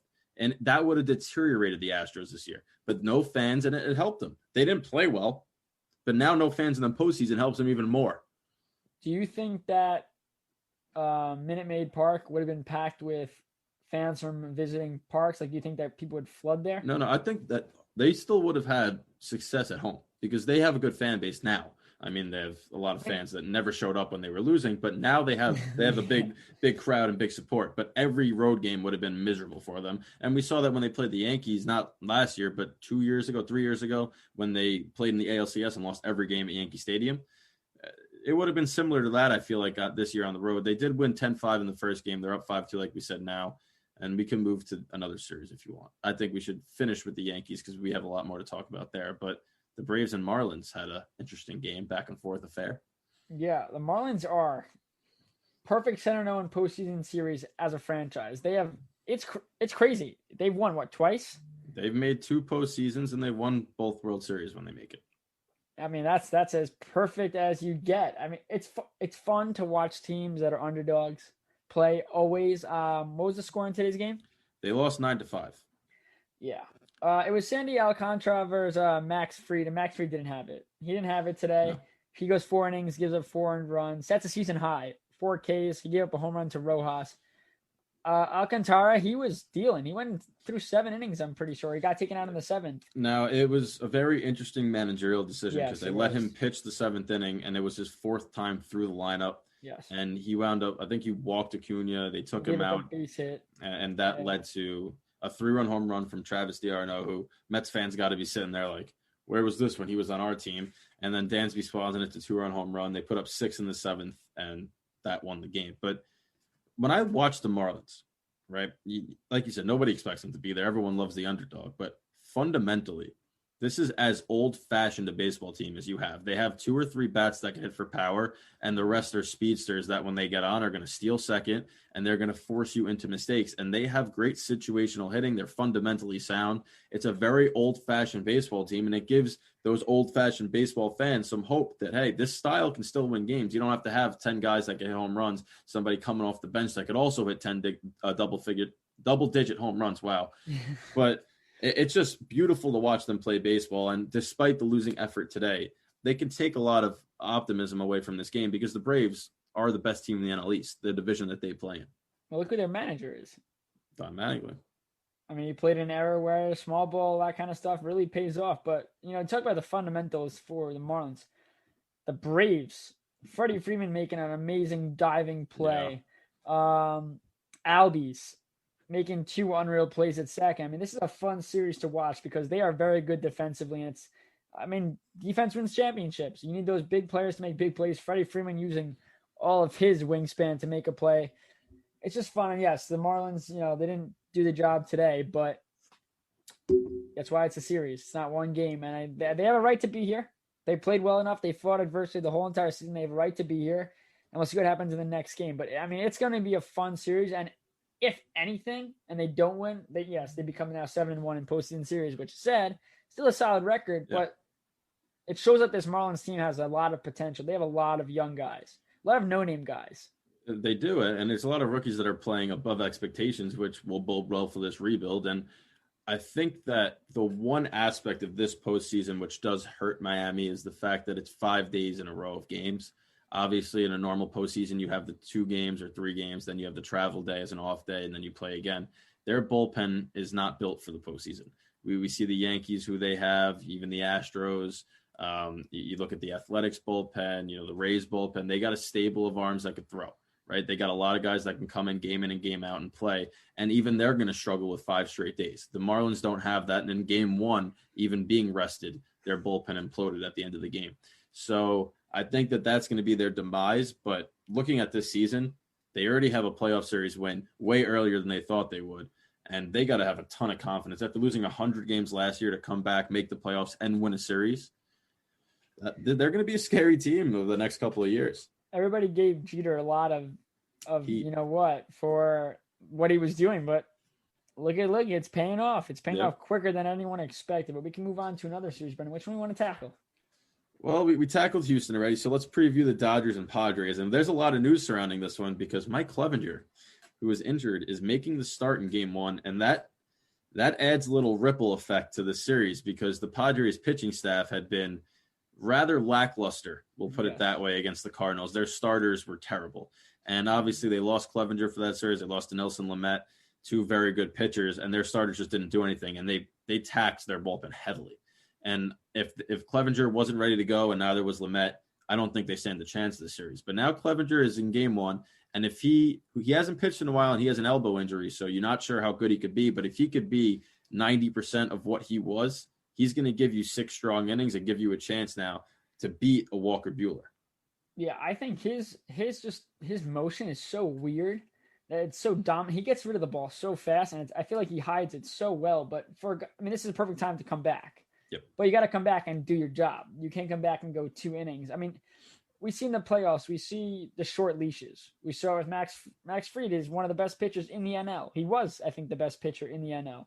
Dominant stuff. He's gone after 4 innings. But you see a guy like Alcantara, who, despite getting up 3 runs, is in there till the 7th. So it's unique to see what managers, they do with a short leash. I'm assuming Clevenger's going to have a short leash. You're going against a Dodgers team the Dodgers are the Dodgers for a reason. Mookie Betts being there just helps them. I would think he'd have a pitch count. Yeah, definitely. And for Walker Buehler, He had 4 innings pitched, 2 runs in the wild card series. You don't expect a guy like Walker Buehler going 4 innings. So it'll be interesting to see this matchup. For the Dodgers, though, like you said, you want to see them play the Astros in the World Series and beat them. This Dodgers team is just, it's not even offensively, defensively. They're just so good, but they're so deep. Yep. Like, I know Bellinger didn't have a great year, and it doesn't matter. I mean, like, they have so many other pieces that clicked. I mean, Mookie Betts coming was... They made a big offseason splash that wound up really paying off. Yeah, I mean, well, speaking of pay, money-wise. But yeah, you just look at this team, and they're just so good. And we go back to, can Kenley Jansen close it out when it matters? The question, I want the Padres to win. I love the Padres. I think what they're doing is sick. I love... They'll let the kid. Fernando Tatis is such a thrill to watch. The play he made at second base the other day when he kept his foot on the bag. Yep. No other players making that play. The fun they have though when he hit the home. I mean, it's fun. It's making baseball fun again. You know, and baseball, they've gotten away from that for a couple of years, and we saw it last year with who is it? On the White Sox, Anderson. Yep. Right when Anderson. He let the kids play. I mean, everyone was against that. The old-fashioned players were like, no, don't do this. It's so fun watching Acuna. All these guys do what they do and having a blast doing it. I mean, that's the epitome of the Padres. And I mean, it's gonna be tough, and the Padres might have a hard time. I don't think the Dodgers didn't really blow out the team they faced last round. No, the Brewers gave them a battle a lot more than people thought. Exactly. So I think that we're gonna see something again like that, where we're not gonna see it gonna be a blowout, which we don't usually see in the playoffs anyway, except if you're Yankees. Yep. But I mean, but see, we'll get to the Yankees in a second because it was a blowout, but at the same time, it was one hit that really broke it out. Before we leave this series, the flip side of the Dodgers battling the Brewers, even though the pitching staff gave up 2 runs over 2 games, right? Kershaw had a shutout, Buehler gave up 2. The bullpen didn't give up anything. Yeah. Kershaw then in the next game, 8 innings strong, no runs, and they shut down the Brewers offensively. They just couldn't really score at the same clip we're accustomed to seeing. The Padres struggled against a St. Louis Cardinals team that had played countless doubleheaders and had a ridiculous schedule, and that doesn't bode well for what they did to their bullpen. Obviously, they used it a lot in Game 1. They used them even more in Game 2, and then they opened with them in Game 3. So that is a lot of pitching done on that bullpen. And yes, you have a couple of days off now, but if Clevenger can't go, say that if you can't go past 4 innings, your bullpen's going to be Game 1. They're going to get exposed. Because this is now you're playing 5 straight days. And after Clevenger, you go back to Paddock, who got roughed up. And then you go back to Davies, who got roughed up. I don't see how the Padres have enough pitching to hold down the Dodgers and be able to come out on top in the series. Well, that's the thing. There's no weak link in the Dodgers lineup. If you want to put in a reliever, it's not like, we could put this guy in to face the bottom half or the bottom 3 because they're weak. No, everyone on that team could do damage. And like you said, the Padres bullpen, yes, they had off days, but it's still miles on the arms, and you need your starters to go distances. But the odds are against a Dodgers team like that. Let's say the Dodgers score 1 or 2 runs, though. The Dodgers' willingness to take pitches, get the pitch count up, play small ball, everything they do that just puts so much pressure on the other opponent's pitching staff that's why they're good. That's why they're the best team. So if you struggle to hold down a very mediocre Cardinals lineup, as a starting pitching staff, there is a very low percentage chance of success at holding down the Dodgers. And the Cardinals should have won. They beat themselves. They had many errors in the field. I forgot who their third baseman is. Some young kid. Easy play to throw home, messed it up. It was Edman, right? Edman. I mean, that's a game changer, right? That's a series changer. The one thing, though, is funny that Trent Gresham, remember what he did last year when he botched it and they lost? From Milwaukee. Last series, they were playing, and he misjudged a ball in the outfield. He hates the postseason. Oh, he hates it. He was having a great year during the regular season, and I think he's gone like, for whatever. Like, he can't hit now.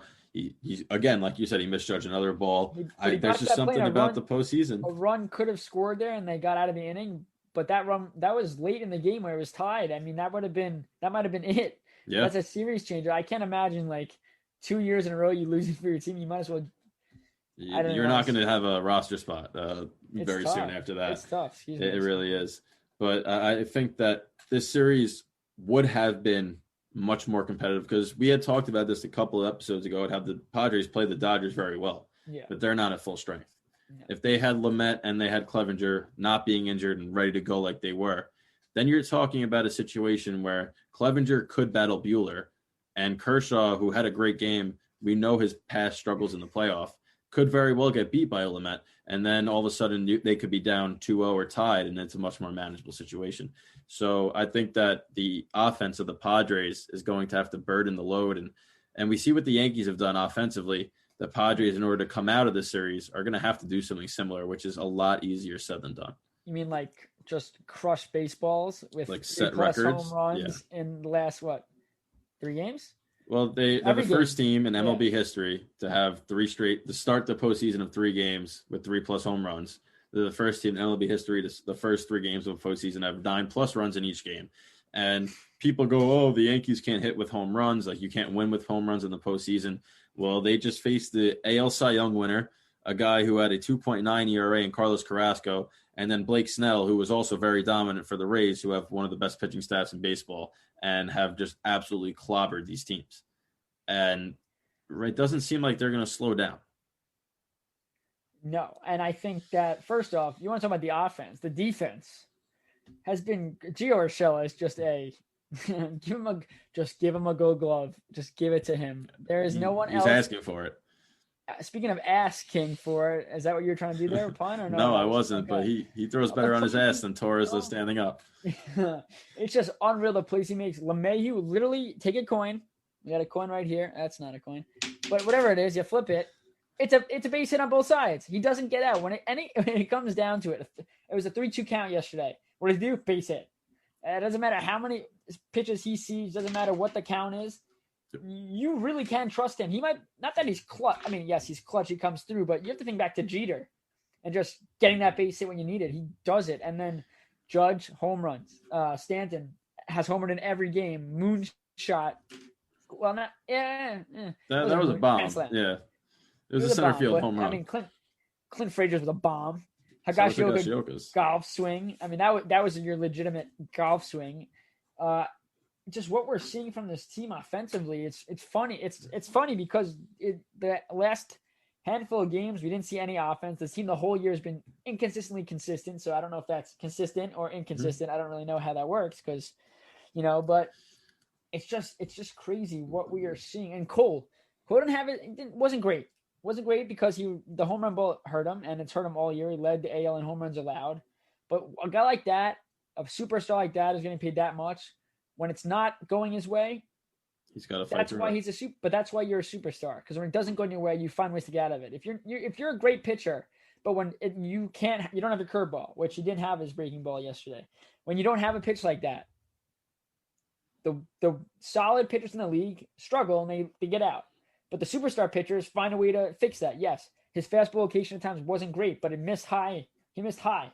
That's what you're gonna have to miss. If you're gonna miss super high, and then you got so many swings and misses. I know Adames swung through a pitch where he's like slow-mo because he didn't want to swing, but it's like, wow, it's right there. Strikeout, finds a way. Chad Green, Chapman, not Chapman, but Chad Green, they saved Chapman, which is huge. It is in a series like this. And Clint Frazier's back in the lineup today, Brendan, against the righty. Well, I think you had to after what he showed, and Gardner didn't look right at the plate. So I think you had to go back. And before we, talk about more stuff in detail, that first at bat of the game, I think set the tone. And you talked about the 3-2 count, but it was 0-2. Blake Snell had LeMahieu 0-2, and all you saw was LeMahieu take a pitch, foul one off, take a pitch, foul one off.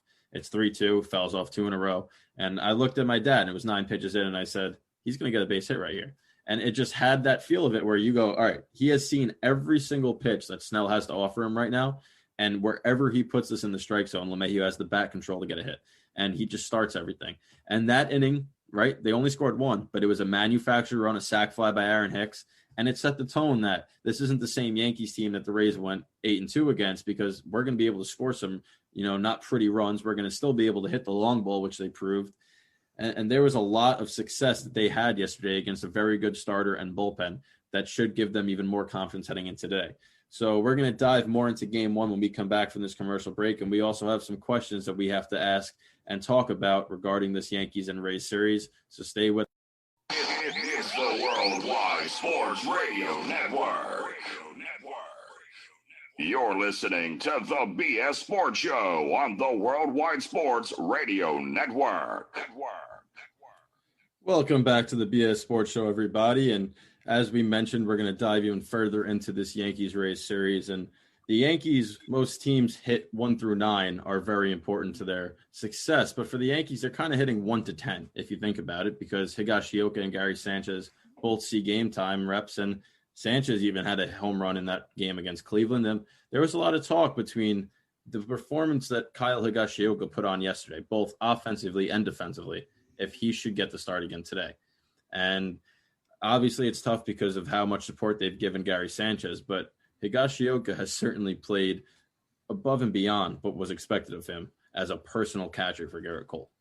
Well, it was the defense yesterday. When Garrett Cole didn't have his, superstar stuff, the ball's in the dirt. Higashioka got crossed up. I'm not sure what inning it was. And Higashioka makes a brilliant play that I'm telling you right now, Gary Sanchez is not making. He's not. And there was a runner on third, and that's a run.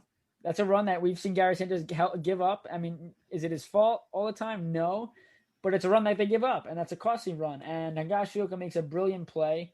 And now if he's hitting home runs and he's playing, like we said, defense wins championship. They don't need a guy in the lineup that's going to be there to crush home runs. They don't need him. They don't need Sanchez in there. Look what they're doing with home runs. But Higashioka does get the home run ball, and he plays better defense. He really is deserving of being in there every night. And I really believe that he should be in there. I agree. And I think that Sanchez has not looked terrible this postseason, so he does deserve the offensive chance. But like you said, defense wins championships. They have enough offensive players already where if Higashioka is vastly superior defensively to Sanchez, you might have to play him more often than not, especially in a playoff game where a pass ball yesterday would have been the difference in that inning. If Higashioka let that by, they're not winning that game. The Rays win that game. And I'm sorry, they're putting Sanchez 9th in the batting order tonight. 9th. It's a slight. I know, he deserves it. But at the same time, if you're going to bat him 9th, then why not just play Higashioka? Yeah, it's basically Boone telling Sanchez that if you have a bad game, Higashioka's coming in, that you're interchangeable with him because you're not going to be a bat that moves up in the order. You got to continue to impress. And I think that Sanchez, we've talked about how his defensive woes have now gone into his offense because he worked so hard at trying to improve defensively. I think you just have to let loose, right? Worry about defense first. Go up to the plate. You can't get worse than what you did this year. So take that off your mind. Just swing free and easy and worry about keeping the balls in front of you defensively. And that's how he's going to find to have more success this postseason. I'm telling you right now that he's striking out at least twice this game. He just is. And it's automatic. What is it? Almost half his at-bats and strikeouts? It's a terrible matchup for him, too. No, it's terrible. It's Glasnow tonight. 98 high and a breaking ball that wipes him out. It's a bad matchup for Gary. He's going to look like what Adames looked like yesterday, or like Yandy Diaz looked like yesterday, chasing those high fastballs so late. Just because the question is though, let's say Higashioka coming to this game late, right? Gardner goes in as a defensive sub for Frazier, which I expect that to happen again tonight, depending on what the score is. Obviously, if the Yankees are running away with it, maybe they leave Frazier in there just to see what he has out there. We've seen what he did during the regular season. Mm-hmm. He can now play the field. He's more than serviceable. He's made some great plays, whether it be diving to catch balls or let alone putting his body in the line to cut off balls. What he did is tremendous. But at the same time, I have no problem late in games seeing Higashioka come in for a new inning, obviously. Obviously, if the starter's still out there, you don't want to change the catching at all. Yep. But if they're coming in with a new reliever that inning, I trust Higashioka back there behind the plate. And do you know the thing about Garrett Cole, by the way, and Higashioka? They were drafted by the same agent who found them. Yep. Do you know the ball story? Well, they said it on the game yesterday, but okay. Go, you could tell it if you want. I heard on the radio. And, so Garrett Cole and Higashioka were both drafted by the same agent. Can't remember his name. Garrett Cole elected to not sign with the Yankees. Higashioka did. And it wasn't yesterday. It was in the wild card series. That was a great game they played with each other. And what they did was after the game, Garrett Cole and Higashioka both signed the ball. And Cole sent it to the agent. Didn't tell him he was coming, and the agent got it and was like, wow. Like, they it's did amazing. This. How cool is that? It really is. They were on the same development team in California, and Aaron Hicks was on that team as well. On the development team. Some developmental team. It's California baseball. It is. Another guy that's been developing is the Rays starter tonight, Tyler Glasnow. Yeah. And we've seen him the last 2 years. Walks have been his problem. Right. That's obviously been the control issue that has plagued him when he does have bad starts, but his stuff is as nasty as he gets. We talked about the high velocity fastball, the wipeout curveball. He's 6'8", and he uses all that wingspan. Really? 6'8"? Yes, he is. And he generates scary looking. He generates a lot. This year against the Yankees, he was 1-1 in 3 starts, just over 14 innings pitched. He gave up 6 earned runs. He walked 7, and he struck out 22. And I'm going to say something very, that might be a hot take. But the question that we have proposed is it flabbergasting to think that the Yankees can score 9+ runs again for the 4th straight game, especially against Glasnow, who has been very good against them this year? No. And I'm going to say that they do. And they do score 9+. I think they will. Oh, yeah, I agree. And the reason I'm going to say that they will is because what we've seen these first 3 games against high-quality pitchers, especially in Game 1 against Shane Bieber, is they have now developed the ability to lay off the pitch in the dirt, and they have worked the counts. And Glasnow's biggest problem is if he gets behind, he loses you. And if he walks the first 2 people in an inning, I now have confidence this Yankees team will manage to get 1 in at least. And I think that if they can get him early, he's still a young pitcher. If they can get on him early and start scoring often, you'll have a similar scenario to what happened against Shane Bieber. So I do think that the Yankees they're gonna beat him up tonight. I really do believe that. I think that you're going to see a 2-0 series lead. I don't know about 9 runs because, again, Bieber was a phenomenal, but he played against the weakest divisions, the Central. I mean, but they still had 7 teams make the playoffs. No, definitely. But I think that I don't know about 9, but the biggest thing is Yankees' best players who usually swing at that low and away pitch, Judge, Stanton, are not. And you're seeing what it looks like when Stanton is locked in. The guy's an animal. What's their record with him in the? They're 8-0 since 2019 when he plays when he starts in the playoffs. Because when they played in Houston last year in the ALCS, that elimination game, he was not in the starting lineup. They put Edwin Encarnacion at DH. And did he pinch hit? He may have, but that I don't know. But he wasn't starting, and they lost. So, but when he starts and is in that starting lineup, they are 8-0 since 2019. Yeah, I mean, this guy Glasnow, like you said, low and away, walks. I think of his first start against the Yankees this year was very shaky, but his last couple were very, very good. Yep. You can't even this is a different Yankee lineup. The whole entire regular season, it was. But wait, LeMahieu was. It's crazy that LeMahieu battled COVID. He didn't get in, not spring training, but he didn't get an at-bats. He didn't get the reps. Yep. Yeah, he didn't get the reps, and look what he's doing now, batting title. Voit was really the big story, but he hasn't had to be that guy, which is great. Because as much as he wanted Voit to continue what he was doing and all that kind of stuff, they have so much more protection now in that lineup, and he does his job. He gets on, he does his job, but you're seeing just the walk, Aaron Hicks getting on base a lot more. But Stanton, they interviewed him after the game yesterday, and they said, I forgot who asked him, but one person asked and said, a home run like this, does this prove to the Yankees they made the good decision of having you? What does this do? And he goes, I don't think about that. When I shower after this interview, I haven't done anything.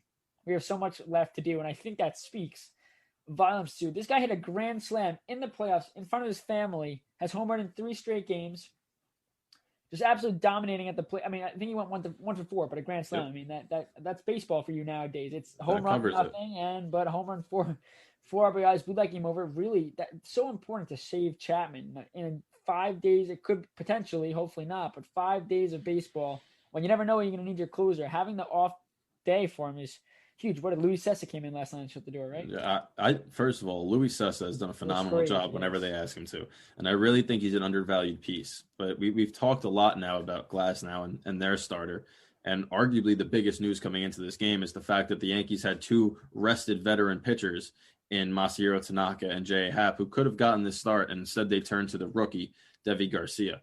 And the Rays had one of the lowest averages in the league against the fastball. Deivi Garcia doesn't throw all that hard, but he does throw his fastball very effectively. And it's a huge spot for a rookie to be in.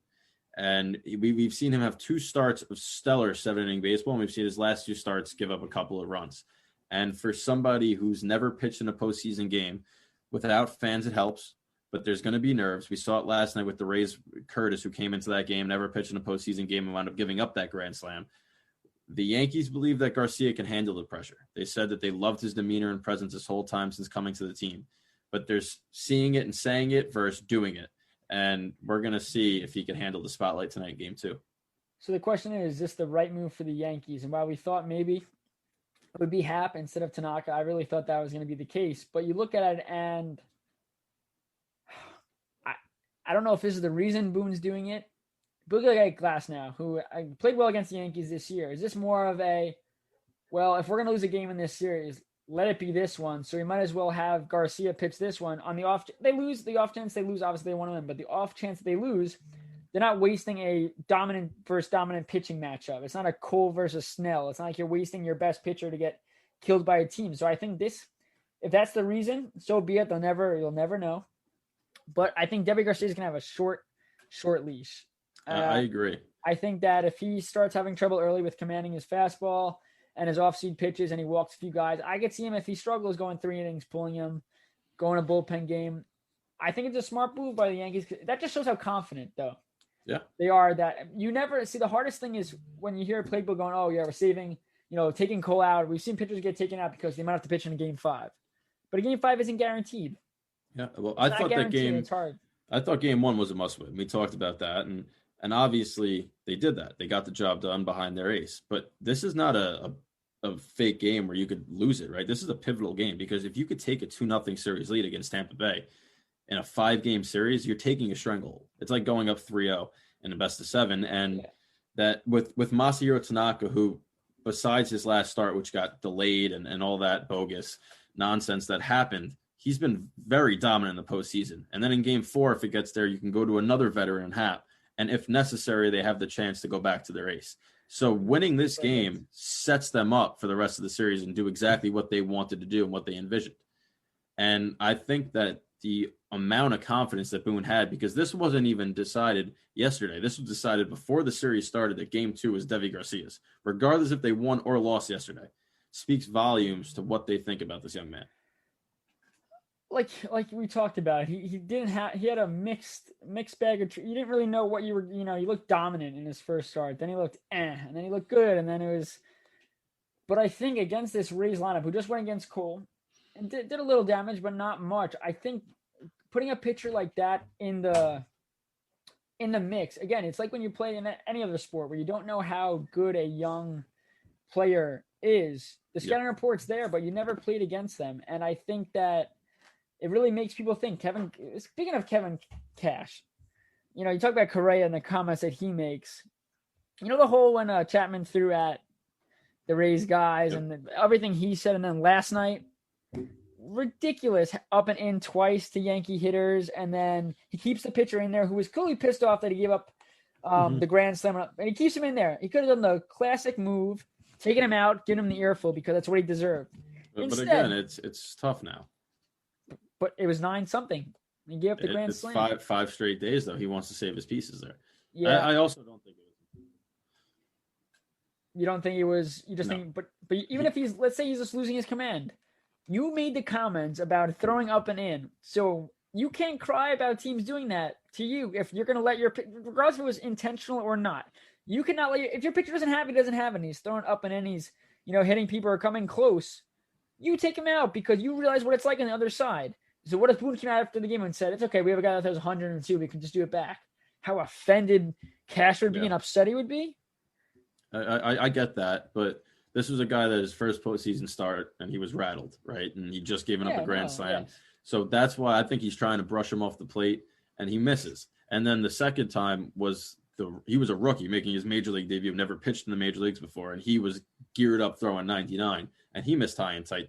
I just think it was a case of two people that had nerves and they just missed their spots in that scenario. And Kevin Cash was also asked about the Gleyber Torres stealing second, and he said, "I'm not opposed to that. My guys would have done the same thing." Okay, good. So I thought that was a very good answer considering the amount of people, including Pedro Martinez, that were against it. Oh my God, wake up! But Deivi Garcia, getting back to him real quick, hasn't faced the Rays this season, and I think that that's a key part because the Rays didn't beat up on Cole. It was one bat by G-Man Choi that really put that dent in it. The guy that kills Garrett Cole. He's now 9 for something in the regular season. He was 8 for 12 in the regular season against him. His stats are absurd, right? Did he have 3 hits yesterday or 2? I think he only went 1 for 3 because they wound up intentionally walking him. Yes. So that set up the bases loaded strikeout by Cole. But that was the damage, right? That 2-run home run. Outside of that, the Rays didn't do much. They had a solo shot early on, and that's it. So I think you look at Deivi Garcia tonight. The Rays don't know what to expect from him.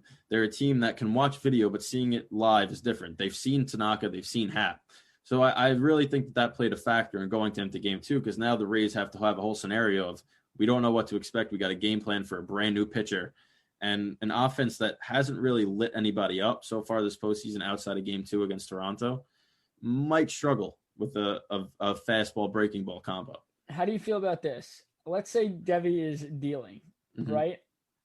I really don't want to see him go more than 2 times through the lineup. I don't think they will. Because once you get to the third time through the lineup, if they've seen him, then nobody has, and that's when they usually pitchers get hit.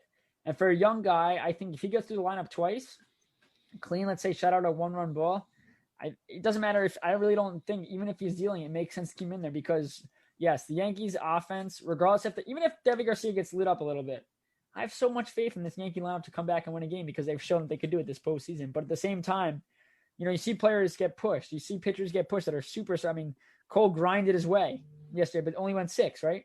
Yep. So I think that for Deivi, his job is just to get through the lineup twice. I really don't think it makes any sense to go through 3 times at all, even if he's having a hell of a game. A perfect start would be 5 innings, no runs. Yeah. I think they will take 5 innings, 2 runs. But the part of that scares me is that if he does go 5 innings, giving up 0 to 2 runs, you're like, hats off to Deivi Garcia. You came in a big moment, did your job. But who's coming in? Because you don't want to use Green and Britton again, which means you're going to have to go to Ottavino. And in which case, I am going to start pulling trigger on the spot because I know full well he's going to come into this game and just get mollywopped around the field. I've never seen a pitcher that, even when he was dominant, fell apart last year in the postseason. Now he's had an abysmal regular season. He's going to come into the postseason game and switch the tide. I have an idea. What about Montgomery? Well, I think that they want to use Montgomery or King to leverage a bad start. If they need length, yes, you're going to see one of those 2. But if he goes 2 times through the order and he's done with 4 innings and he still hasn't given up a run, yeah, you might see Montgomery come in that situation. I mean, you're not using Montgomery in game 5. You're using Cole, so you might as well use him. And I trust him more than Ottavino. That's a good idea too, because if the righty on the mound, they might have a couple more lefty bats in the lineup, and then if you put Montgomery in, you might force them to make some early changes if they want in their lineup. So I could see that, and I feel even though Montgomery didn't look great towards the end of the season, I still feel more comfortable with him coming in than Ottavino right now, which says a lot about how poor Ottavino pitched. Biggest FU to Ottavino if Montgomery comes into this game. He did it to himself. He did. No, he didn't. No, you're right. You're right. So we got 7 minutes left of the show. All right. Yes. And obviously, this is a huge game tonight. The draft starts in 7 minutes as well. And for New York sports right now, the Islanders don't pick until the 3rd round unless they make a trade or finagle something, but they're solidified. After this first round, we believe the Rangers will be on their way to being a solidified contender as well. And you have the Yankees who are looking to take a 2-0 series lead. So in what's been an awful sports city for the last 10 years, pretty much since the Yankees. Football. Exactly. I mean, the Giants won a World Series, a Super Bowl, but other than that, they've been awful. So this might finally be a time where we could start looking towards what could possibly be championship-wise in New York sports. So like the new Massachusetts, where they win everything? No, not the new Massachusetts, because the Yankees are the only baseball team really, unless the Mets figure it out under the new ownership. That's batting average in baseball, Brennan. Yeah, they could figure it out with Syndergaard coming back and DeGrom still there. There's a chance, but they don't have basketball, and like Boston does. Basketball. They don't have football the same way that New England did. So I think hockey and baseball are the lone saviors here. But it is a time where it was down, right? The Rangers had their streak, but they never won, and it was very demoralizing. The Islanders weren't good at that time yet, and now they're building up, and now they are good. They were the 3rd best team in hockey last year.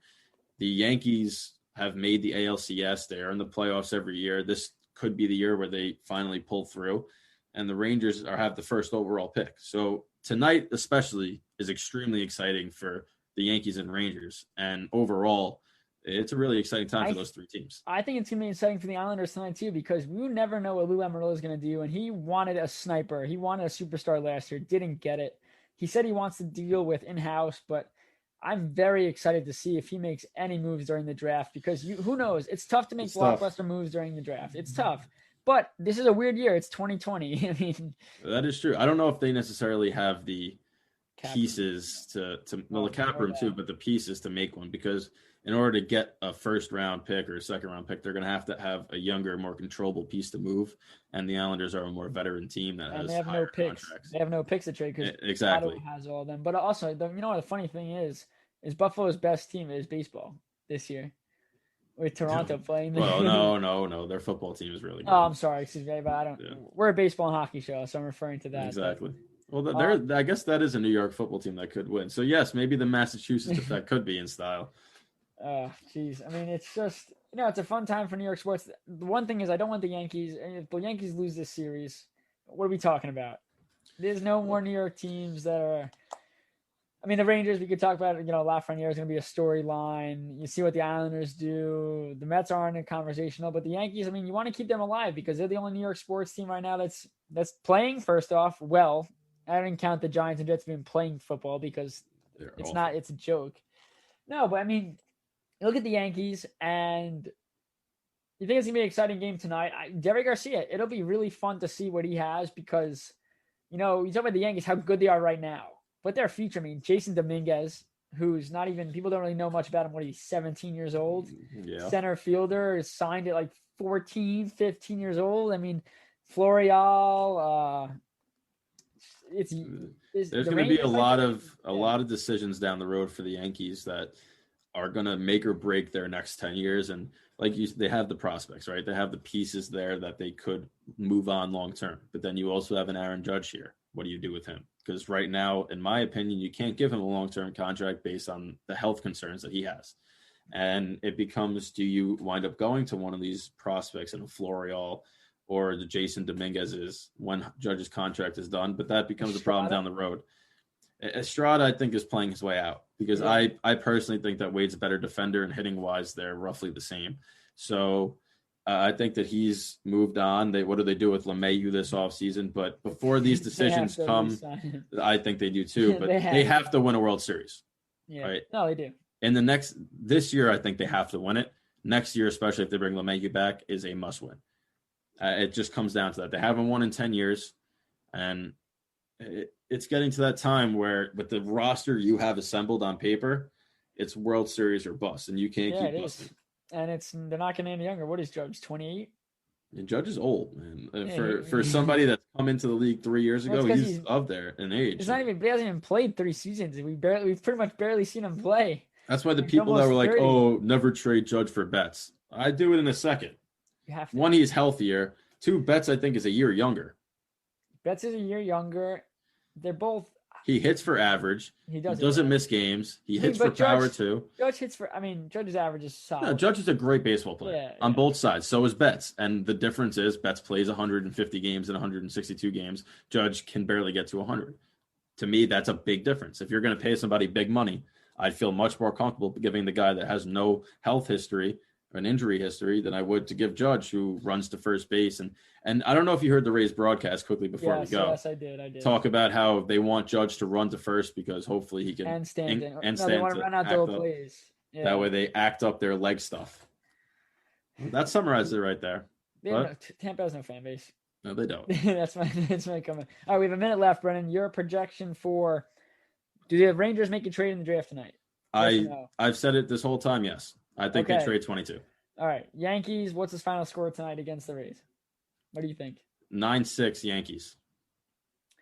What do I think? I'm going to go 5-1. I don't think they're going to have as much of an offense just because at one point, for a fact it's going to come. I can't say 1 run if I know Ottavino's coming in the game. That's why I said 6 for Tampa Bay. I think Ottavino gives up 5. Oh, that's great. Do I think the Islanders make any moves at the draft? If so, minimal for salary cap issues. I think they're going to be a tomorrow team with moves. I think they're going to stay out of this first round. All right. Well, this was a very, very fun episode. The draft is not right now, but in a couple minutes it'll starting be up. So go get your food. Go run. Go eat quick. Go to the bathroom, Brennan, because you probably have to go. It's been a fun 2 hours, though. Definitely love talking about the NHL video game. That was a fun segment, and we'll see you guys again next week. But for now, enjoy whatever you're going to watch tonight, either the Yankees or the draft or both. And if you want to pre-order NHL, do it now because it comes out, I think next week or a week? Next week, yep. Yeah. So I will not be leaving my room. Actually, I have a full-time job now. I have to. All right, Brendan. Well, I'll talk to you, everyone. Take care and have a good night, guys. Take care. It's the Worldwide Sports Radio Network.